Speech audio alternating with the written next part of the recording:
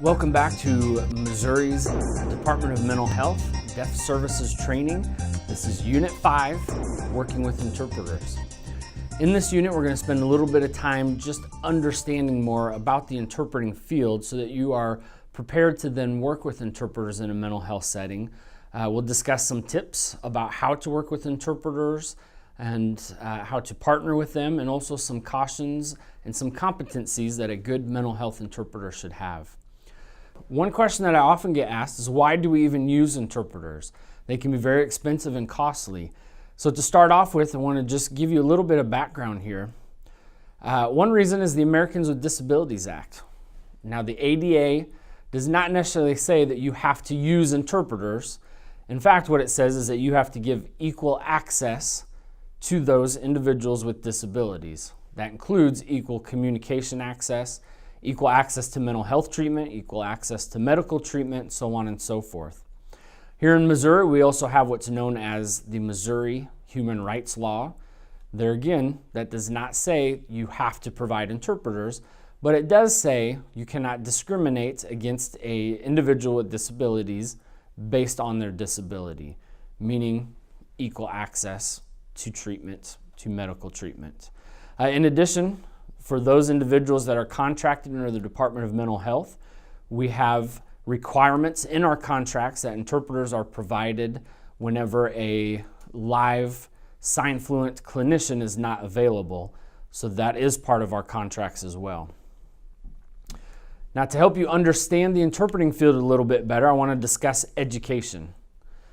Here in the state of Missouri specifically, there is no requirement for a level of education, a master's degree, a bachelor's degree.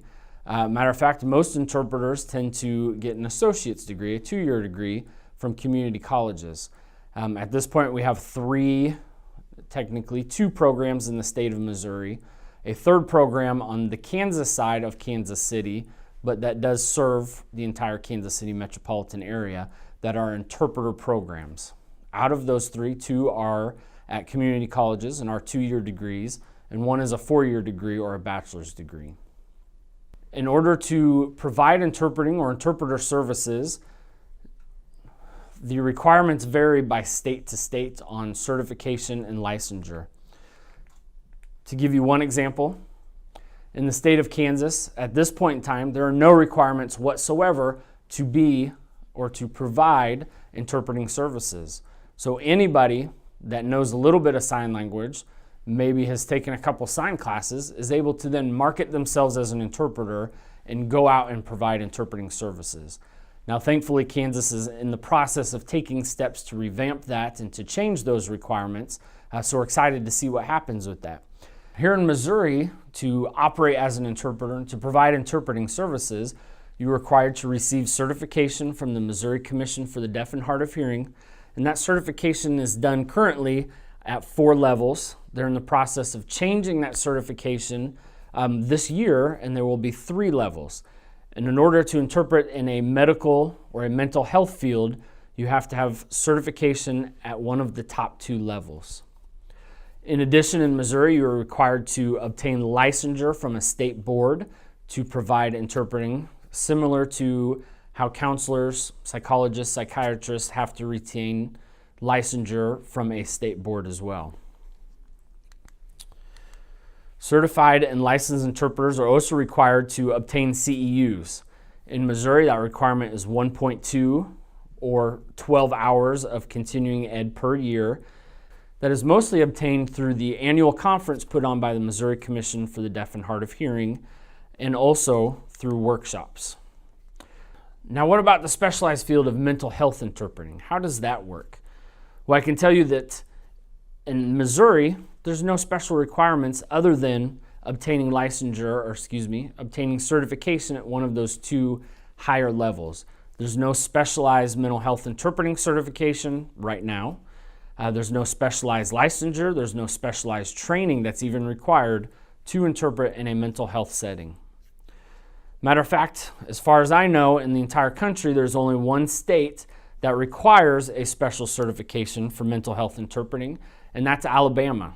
Alabama has what's called a qualified mental health interpreter, where the interpreter is required to go through a week-long training and then also a practicum to follow up on that week-long training. Here in Missouri, although we don't require any additional training for mental health interpreters, we do have an online training that's also available. It's approximately 30 hours in length, and it covers much of the similar information that Alabama's training does. And we're also in the process of working with the Missouri Commission for the Deaf and Hard of Hearing to look at specialized requirements, specialized certification for mental health interpreting. In Dr. Pollard's online training, he had a great quote that I want to share with you in this live version as well. I want to also mention that interpreting is one of Dr. Pollard's primary areas of study, along with his cohort, Robin Dean. And so on the online portion of this training that Dr. Pollard created for us, he goes into great depths of interpreting, the interpreting field, interpreting theories and models for mental health. And so I highly suggest that you check that out as well. But here's the quote that he shares. "The single biggest problem in communication is the illusion that has taken place." Let's examine this a little deeper. Let's look at different varying layers of communication, especially as they occur when working with an interpreter in any language, really, not just sign language, but working with somebody who speaks a different language through a third-party interpreter. When we talk about layers of communication, the first layer occurs with people who speak the same language. Again, if you're anything like me, my wife and I both speak English, but there are still some days where we apparently just don't understand each other. So even when you're dealing with people who speak the same language, there are still difficulties in communicating concepts and communicating ideas and just communication in general. Now let's add another layer to this. You bring in two different people that speak two different languages, that come from two different cultures. Now just imagine for a second the additional difficulties that will occur with people from two different languages and two different cultures. Now when we talk about working with interpreters, we then add an additional layer of having a third-party person involved. So not only are you now have the layer of communicating directly with somebody who speaks your languages from your culture, then you bring in our case, the deaf individual who is from a different language, a different cultural group. And now you bring in a third-party person trying to facilitate that communication with their own language and culture and background. Then we add in mental health. Think about working with your mental health clients and some of the difficulties that occur in communication with them, some of the language issues, some of the thinking difficulties with somebody who displays mental health symptoms and has a mental health diagnosis. Think about how that happens with an individual who may speak your same language, who's from your same culture, yet is actively psychotic, and the effects that that psychosis has on communication skills. And the final layer to think about here as we discuss working with interpreters is adding in the thought worlds, is the word that Dr. Pollard uses, and the goals of each person. So as a therapist, I have a specific way of thinking. It's been influenced by my history, my culture, my language, my experiences in life. Then you bring in the deaf person that you're providing treatment for. Different culture, different language, different life experiences, therefore different way of thinking and viewing the world. And that person may have different goals than the therapist has in that interaction. Now you add in your third party, the interpreter, and their thought world, their goals, what they're trying to accomplish in their role as an interpreter in that mental health setting.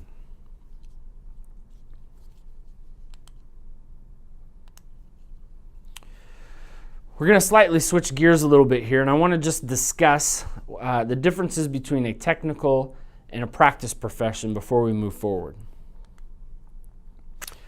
Now here's some examples of what a technical profession is. That would include accountants, construction workers, scientists, engineers, versus a practice profession who would be nurses or doctors, social workers, psychiatrists, therapists, teachers, police officers. Now just take a second, look at these lists and think to yourself, what are the differences that you can tell based on these lists between a technical and a practice profession? Now you've had a chance to look at these lists. You may have noticed that both technical professions and practice professions rely on technical skills. That is, they have to learn skills needed to perform their duties. An accountant has to learn how to work with numbers. A construction worker needs to learn how to build things, construct things, obviously. A nurse or a doctor has to learn technical skills in providing medical care. Social worker, counselor, psychiatrist has to learn technical skills in providing mental health treatment. The key difference between the two, however, is that a practice profession includes a social relational aspect to it. By social relational aspect, I mean there's an interaction with people. They have to have, in addition to their technical skills, interpersonal skills, communication skills, an ability to navigate social and relational dynamics. So where do interpreters fit in with this?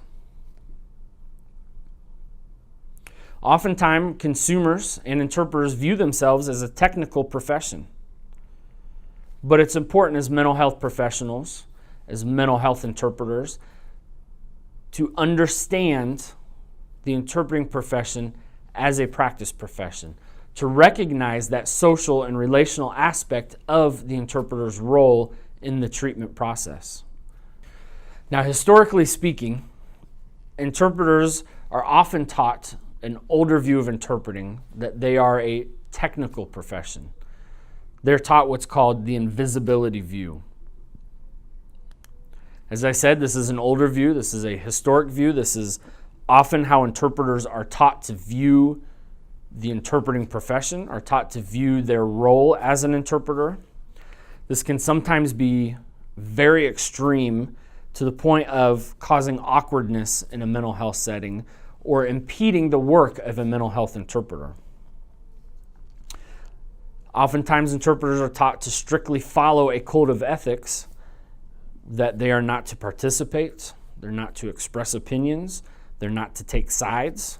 This will sometimes interpret their behaviors, where they will interpret simultaneously rather than consecutively, where they are taught not to draw attention to themselves in the interpreting role. They are taught they are taught to only speak in first person, again, to remain invisible in the interpreting role.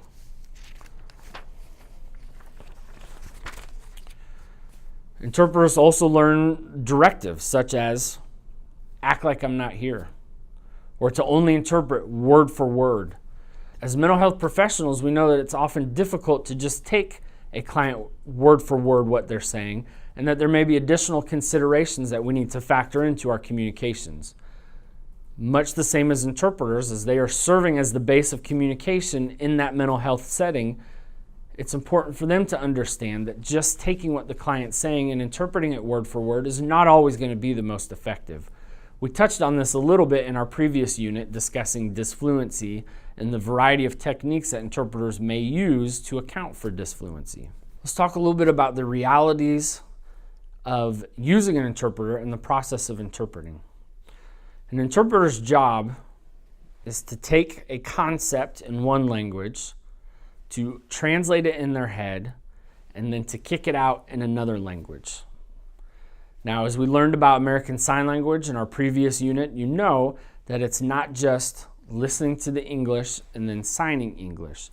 We're taking concepts from one language, one culture, interpreting those into an entirely different foreign language, foreign culture, and trying to facilitate not just what the clinician's saying, but their job is to facilitate understanding of the concept. So some of these realities in the process of interpreting, sometimes an interpreter has to change words. Again, as we learned about ASL, American Sign Language, in our previous unit, you know there is not a direct English translation in American Sign Language. So the interpreter may need to take what you say as a clinician, change the words in order to convey the concept or convey the idea that you're trying to communicate to the client. Sometimes the interpreter may need to add additional information or delete additional information, again, in order to facilitate understanding and facilitate the concept of what you're trying to communicate.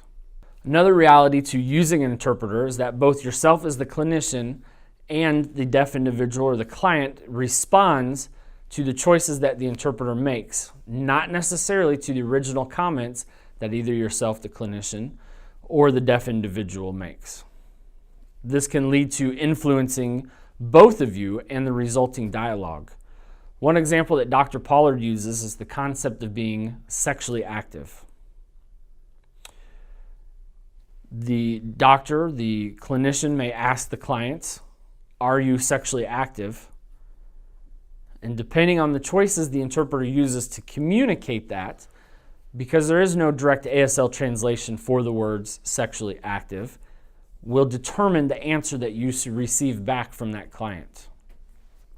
Now, interpreters will base their translations, base their decisions on their best judgment of the idea or the concept that you're trying to communicate, as well as the idea or concept that that deaf person is trying to communicate. It's also important to recognize and to understand that the interpreter's presence alone and the interpreter's needs are going to have an impact on your interactions with that deaf individual. The interpreter's need for background information, such as what happened in the session last week, what are your goals for the session today, may influence choices and decisions that that interpreter makes in the translation, in the interpreting process. Sometimes clinicians don't feel comfortable sharing information with the interpreter because of confidentiality, or they may think the interpreter is being nosy, or they may think that that information is just not needed. However, in order for that interpreter to make the best judgments, to make the best decisions on how to translate concepts and ideas, that information is critical to them. First of all, as you recognize an interpreter as a practice professional, it's important to also include them as a part of the treatment team and to see them as a member of the treatment team. We'll discuss this a little bit more down the road here, but just as the psychiatrist has a specific role to fill on a treatment team, caseworker has a role, the counselor has a role, psychologist has a role, the interpreter has a role as the expert in American Sign Language and deaf culture, and as the person who's helping to facilitate the communication. It's also important to recognize the changes in dynamics between having a one-on-one type setting to now you have a one-on-one, bringing a third party in.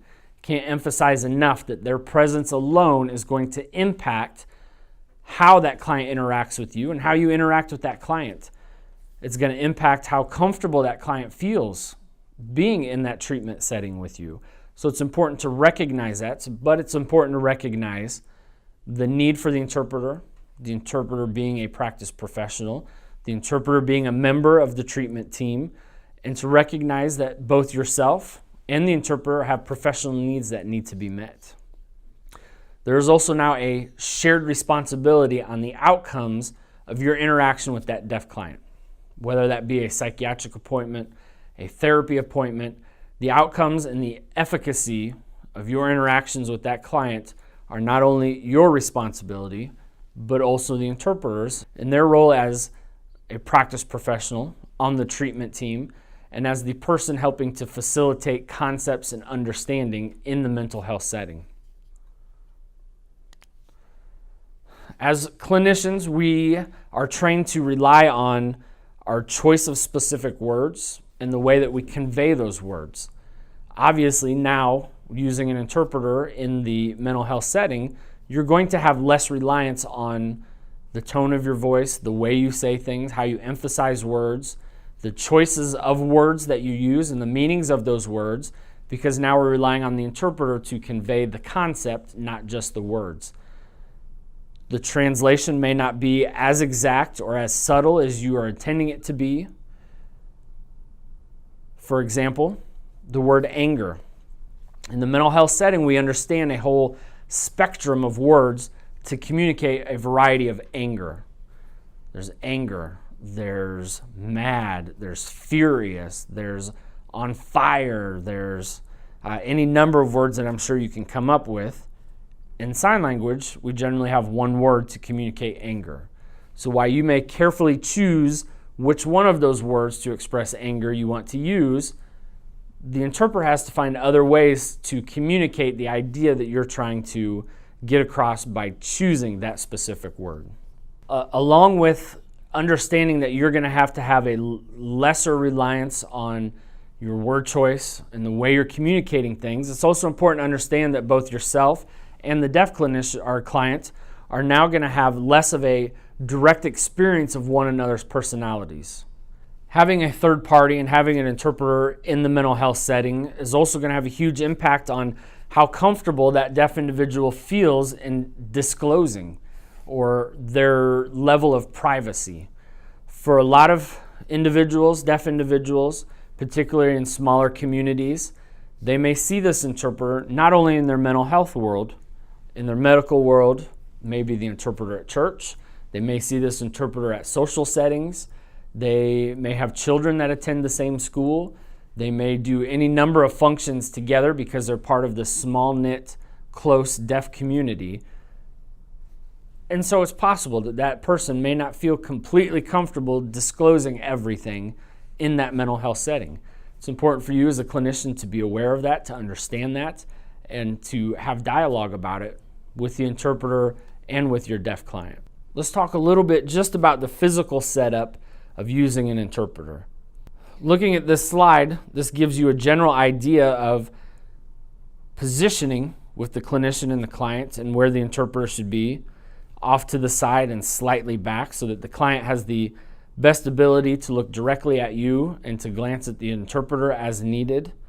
Now, depending on the room, the size, the setup of chairs and desks and etc., you may need to alter this,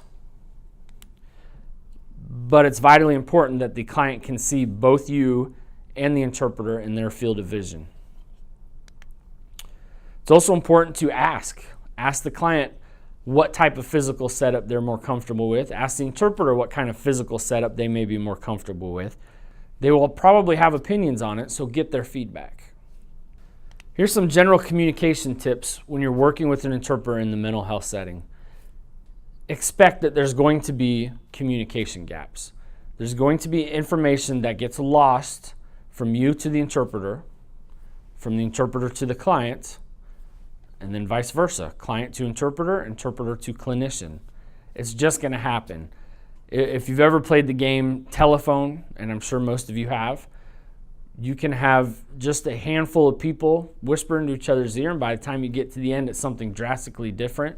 It's natural, it's normal, it happens. It's going to happen in the use of an interpreter, so just expect it. Expect to always double and triple check understanding, to double and triple check that the concept you're trying to communicate or that the deaf client's trying to communicate to you is being thoroughly expressed. And there again, it's important to focus on concepts, not words. As I previously stated, the words are going to get changed. It's a reality of using an interpreter. So make sure you're just communicating ideas and concepts. Make sure the interpreter knows the idea or concept that you're trying to communicate, thus they can pass that on to the deaf client. Focus on information. Focus on objects. Double check that the words that are being conveyed or the concepts being conveyed are being understood the way you intend them to be understood. As we learned in American Sign Language, it's a topic-prominent language, so make sure you state the topic first and clarify anytime you plan on changing the topic. One example is to discuss substance use.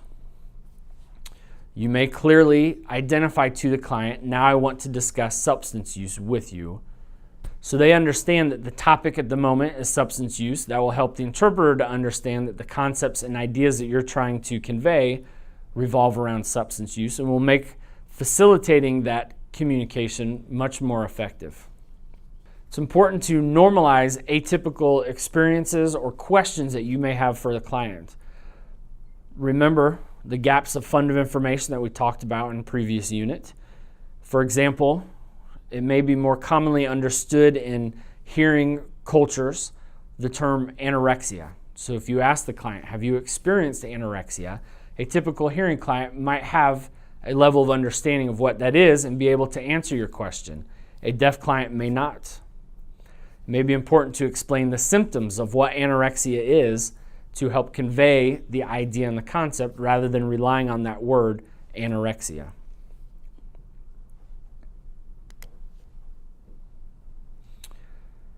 I can't emphasize this enough. Do not accept partial comprehension.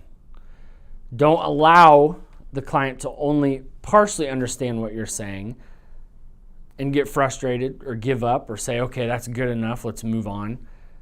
As a mental health clinician, it's important to make sure that that client understands exactly the concepts that you're trying to communicate to them. It's important that they understand the diagnoses, the symptoms, the maybe work in CBT that you're trying to do with them. Do not ever accept partial comprehension. As I said before, it's important to double and triple check understanding. Typically, as clinicians, the way we do that with our hearing clients is to say, do you understand what I'm saying? And wait for a yes or no response. Or we sometimes will accept head nods as a recognition of understanding. It's important not to do this with deaf individuals, especially using an interpreter. Ask them to restate what you said rather than just asking, do you understand? Some deaf individuals, deaf clients in particular, have maybe developed a habit of just nodding whenever they're asked to just get through it. They may have accepted that I'm just not going to understand. So in order to move on, I'm just going to say, yes, I did. Again, don't accept partial understanding. Ask for restatement rather than simple yes or no questions. One such way of interacting with a deaf individual or with an interpreter that will make things more effective is to use visual techniques. Use scaling techniques, 1 to 10. Brief solution focused therapy has a lot of great visual techniques that are very helpful when working with deaf individuals to help facilitate communication, to help facilitate understanding on the part of the deaf client. Don't be afraid to ask for the interpreter's input. We'll discuss pre- and post sessions here in just a second, but constantly ask the interpreter, are the ideas that I'm trying to convey being understood by the deaf client? Are the concepts being understood? Am I stating things in a way that's making your job easier to convey those concepts and ideas to the deaf client? Having constant communication and interaction with the interpreter as a member of that treatment team is going to be key to effective work with the interpreter. Now, in partnering with an interpreter, here's some recommendations on how to make that process more effective. I highly recommend, as does Dr. Pollard, using pre- and post sessions. It's going to take a little extra time, but it's well worth it. Meet with the interpreter before the session. Have a conversation with them. Explain to them what happened in last week's session if they weren't there, or recap with them what happened in last week's session if they were. Discuss the goals for this session. What topics are you going to bring up? What kinds of questions are you going to ask? What kinds of information are you going to try to elicit? The interpreter having each one of these tidbits of information is going to make their job all that much easier and will make the actual session go that much smoother. When working with an interpreter, it's important to keep them involved in the process, the ever-evolving process. What I mean by that is to recognize the challenges that may come up in the mental health setting, plan with the interpreter how to address those challenges, engage with the interpreter, engage in constant communication with them, ask the interpreter what they think as far as the communication is going, ask them what seems to be working, what doesn't seem to be working. Discuss with them what their confidence level is in working with that particular client or that particular issue or that particular diagnosis. It's important to remember also that interpreters need flexibility in order to do their job well.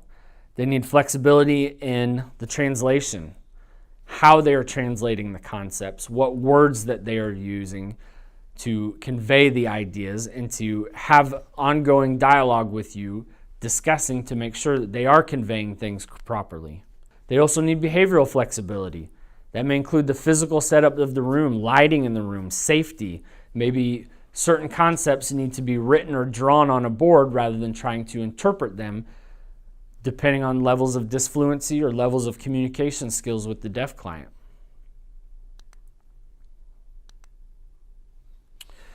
A few words of caution in working with interpreters. Some interpreters may not be trained in mental health settings.